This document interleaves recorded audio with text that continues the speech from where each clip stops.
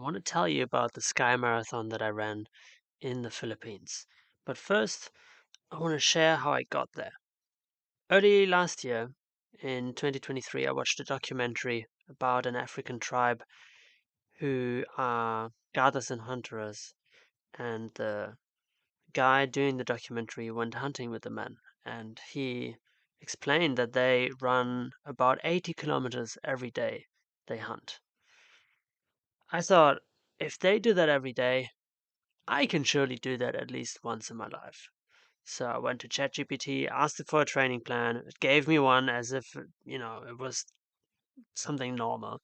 And I ran it by a friend, and he said, it's possible to get from half marathon, which was the longest I had run until then, to 80K within half a year if I do the proper training. So I started training and did my first marathon a couple of months after in July 2023 in Porto, and had some other races, but I experienced a lot of knee pain in the late summer, and then was sick for all of December, end of November and all of December. So I couldn't really keep up with my training as much as I wanted to. And then in January, sure enough, I was able to continue my training and included also some mountain running, which I hadn't really done before. And this training was then put to the test with the race that I want to tell you about now. Let's check out where I raced. Let's go to the Philippines, the island Luzon, where Manila is. We go further into the north, into the mountain province. Here we have the village where we started, and this is the high school actually where the start and finish line was. On the right, on the east, we have Mount Kalawitan, where that was the highest peak, and we started in opposite direction, actually going west. Let me just share with you a little bit about the race course. So we started at the high school, and from there went up in zigzag on the concrete, and you can see the elevation here. At some point we left the street and went up onto the ridge of that mountain range, and then we stayed on that ridge. And actually this area had burned previously, so it was black and a bit smoky, and at some points there was even still fire. We continued on the ridge, went down to aid station 1 at around 7 kilometers, and right after back up, continuing to ride the ridge. Then at some point there was an area where it was less foresty, less trees, and it was actually a really nice view of the opposing side. And on Kalawitan we went around, down through the village a little bit, onto the main street, and to aid station 2, where we also had a med checkup. And from there it went downhill to the rice paddies.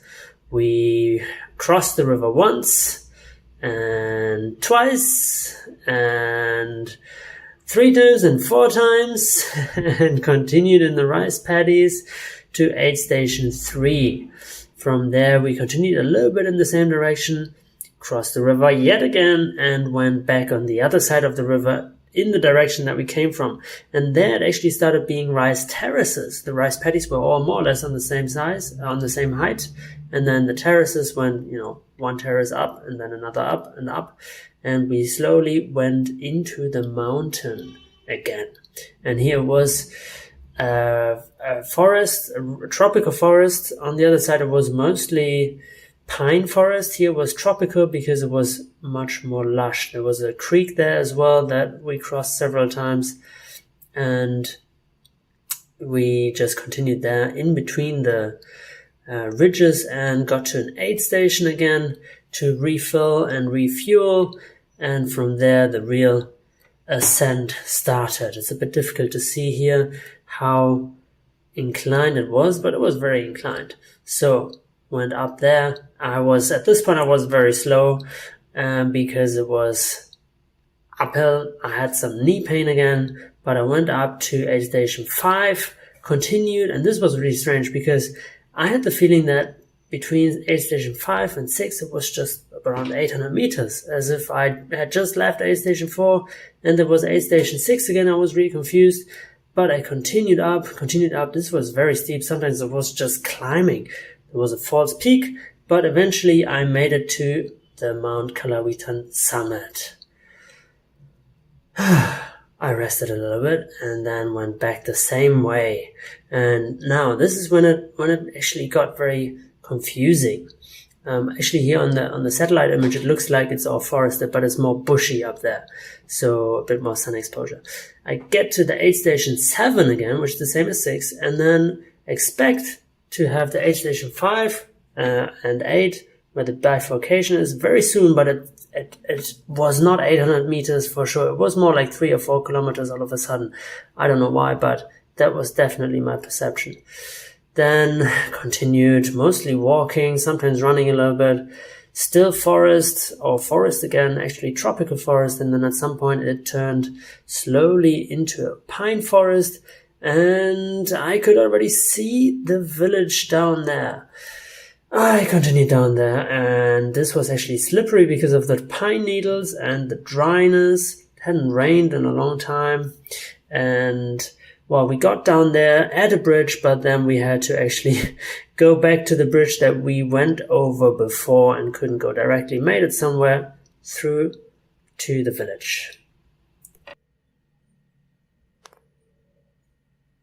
The race started early in the morning.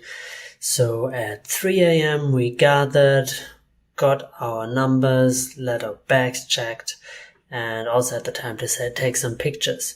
The reason I actually signed up for the 42K is because of 2 people.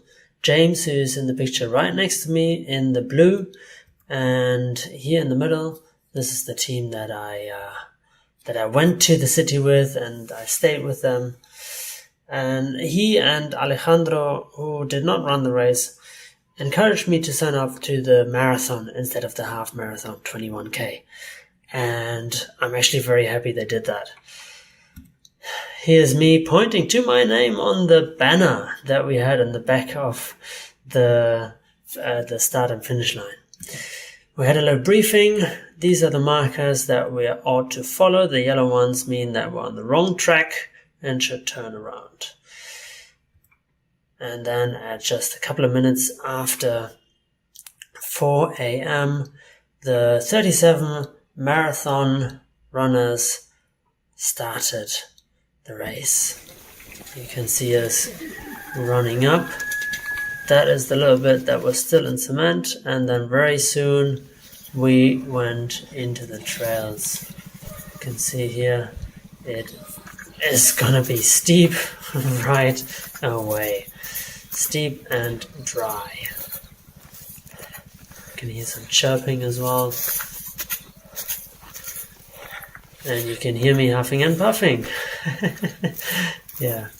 And here you can also see there's some serious power hiking rather than running for most people. You can also see that the forest had been burned. You can see that it's very dry and black. The path itself not, but everything around it was very black because it had burned just a couple of days before, or even the day before.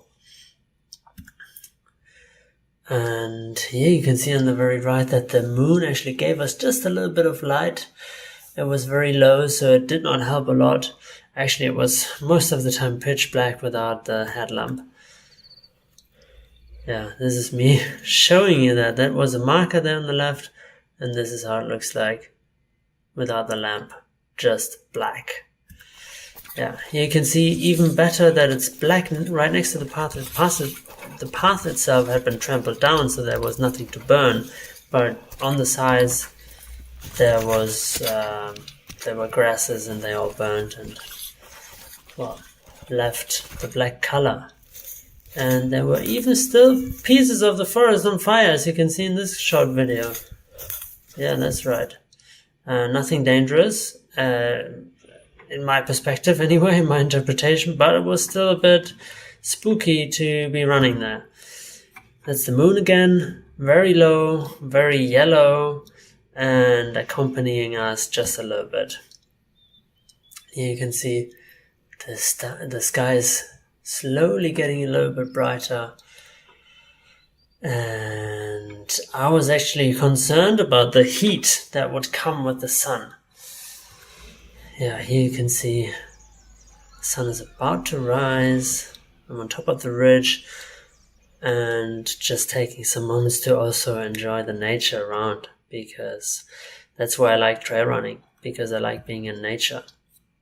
Some parts of the trail were actually cemented, but most of them were, like 99% were just forest trails. Here again, right before the sunrise, that's where we started, down there in that village, went up on the left, came here. The peak on the other side is Mount Kalawitan, the summit that is still to be climbed. Yeah, and we're on a different mountain. That's me already looking exhausted, but, I'm in a good mood. That is the Mount Kalawitan, just before sunrise, and this is the sun rising right behind it. I was at the perfect spot. That was just incredible to see the sun come up behind the summit that I was gonna climb. Yeah, then going down, became a bit greener. The birds started chirping. That was really beautiful.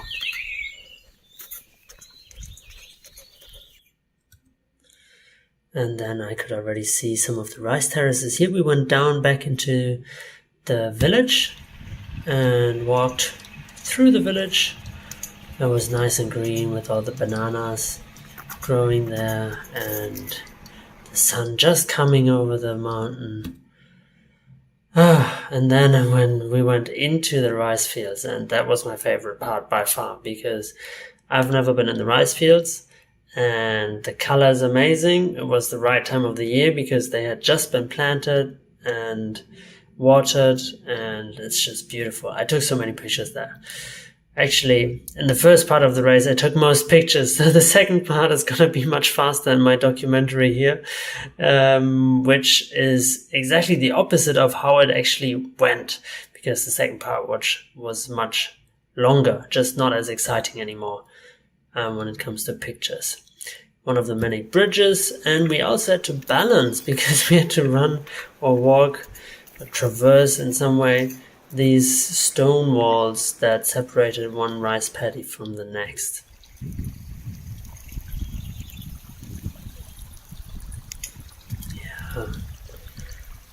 Yeah. Just beautiful. I'm not the only one taking pictures, as you can see. That is James just in front of me.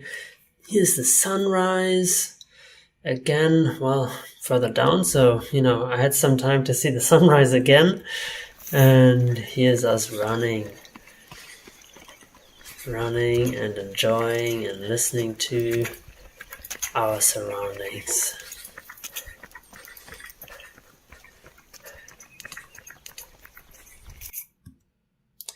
There were water buffaloes as well. Some of them looked at us, and some of them didn't care about us.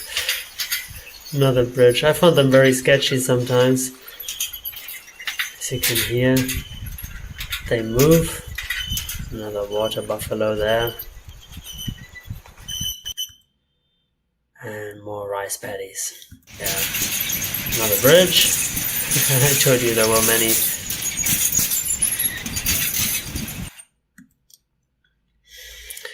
Oh yeah, this is probably my favorite part of recording that I made.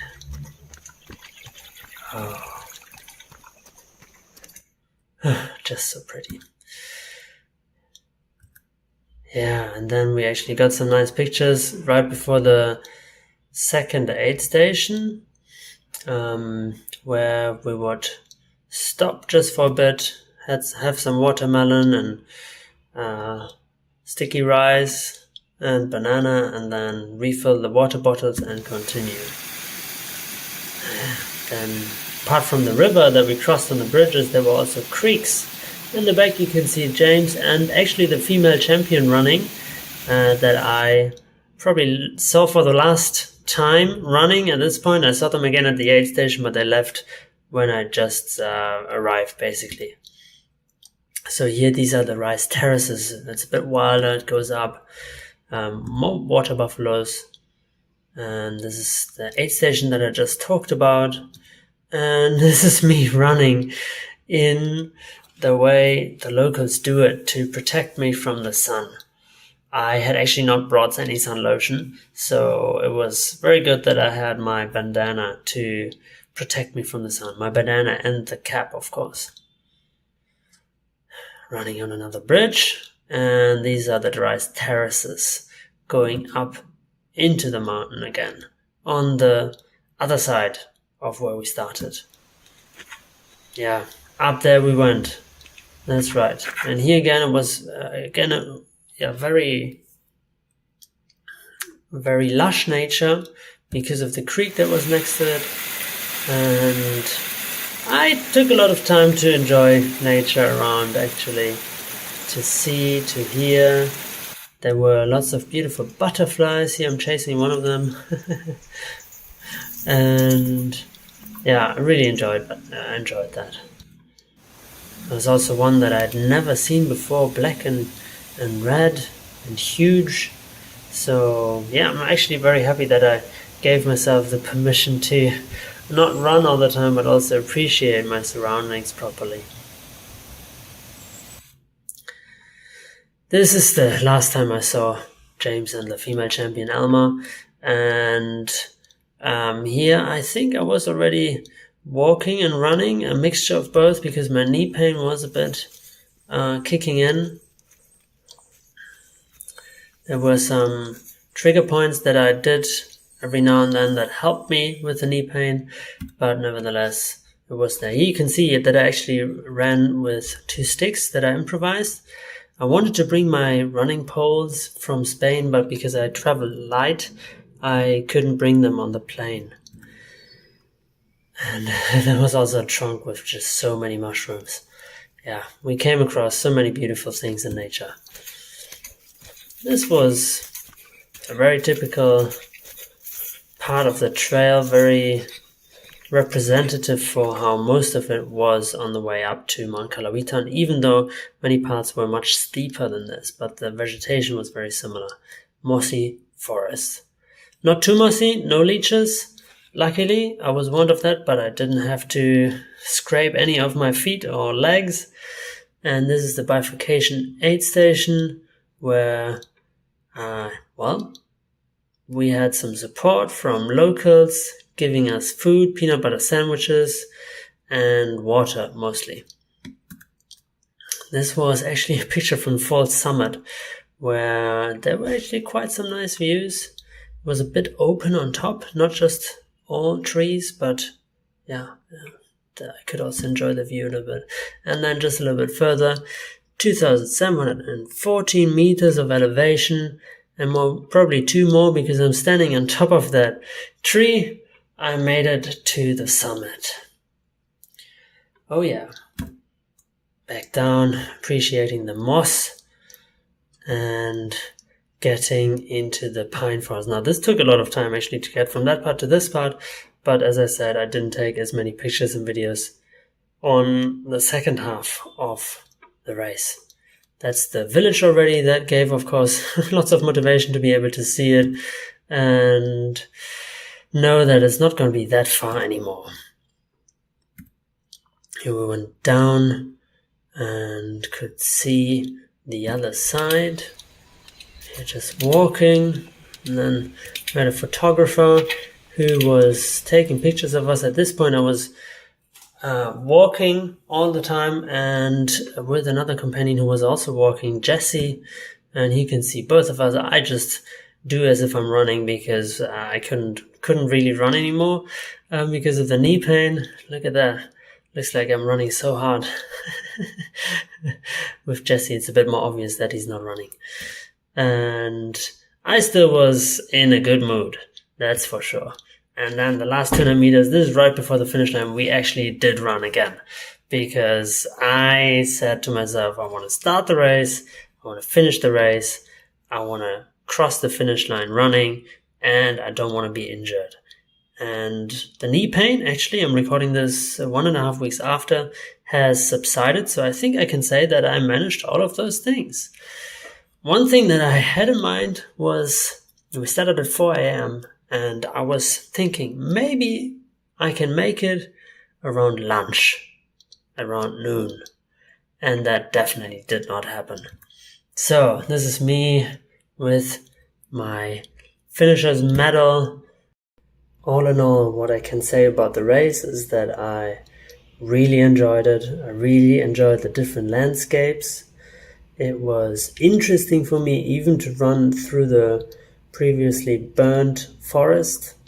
A bit scary, but interesting. I liked running in the night. I liked the company I had. I liked all the people at the aid stations itself. And I was challenged by the terrain. I was definitely challenged by especially the downhill. That's where my knee pain came up.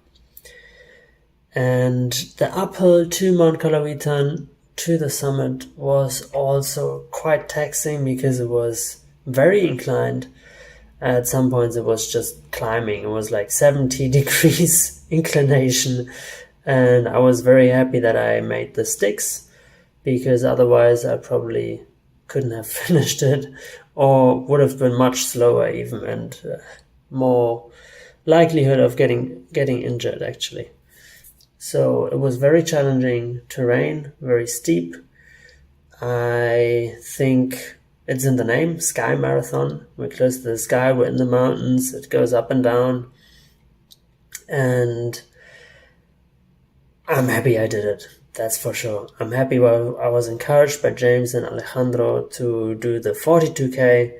And as you see here on my last picture, I actually look kind of fresh, and that is because I didn't run in the end. So I still had some energy left. My legs were tired, but I did have some energy left to look good, to stand straight, to smile, and just appreciate the moment and the fact that I finished it. So I want to say a big thank you to Kiefer, to all the volunteers, to everybody else involved, to the people that I trained with in Baguio, Miguel, Don, and to all the other runners, of course, to everybody who participated, to everybody else who finished, to everybody else who did not finish but wants to maybe do it again, or is at least happy that they tried it. Thank you so much, because this was a great experience, and who knows, maybe we will see each other again.